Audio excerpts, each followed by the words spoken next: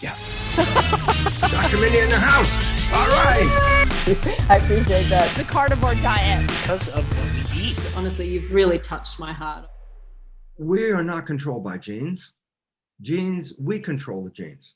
The old story that genes control our physical, our emotional, our behavioral traits, and then you inherit these genes, and then you're saddled with, yeah, well, it's running in my family, and I have the breast cancer gene, and oh my God, the breast cancer gene causes cancer. Now I'm worried like crazy because I know I have a gene, and I know that people get breast cancer, and everybody's like, well, that's stress, a little bit right there. Yes. And then I like to offer a little simple fact. There is not one gene that causes cancer. The genes are correlated with cancer, but the gene itself does not activate itself. It doesn't turn itself on. That's a whole false belief that genes turn on and off like a light switch. Genes on, genes off. I go, no. A gene is a blueprint to make body parts.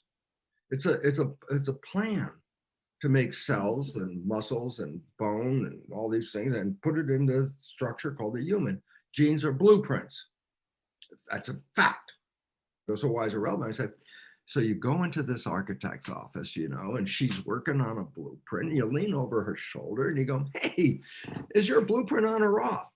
She looks at you like, it's a blueprint. It's not on and off, it's a blueprint. I go, precisely.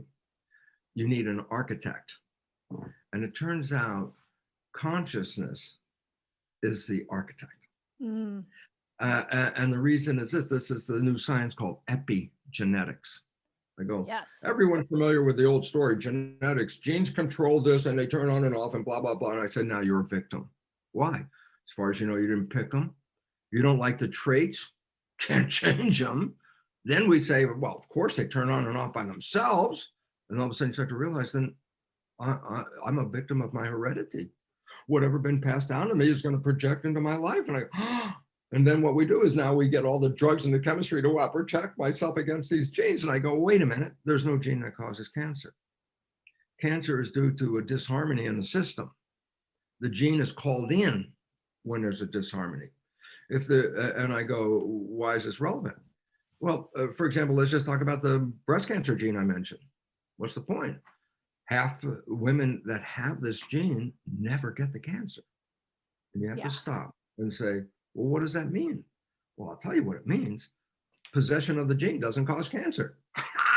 Are you saying then if I know I have the breast cancer gene, I create a picture in my mind of me having breast cancer.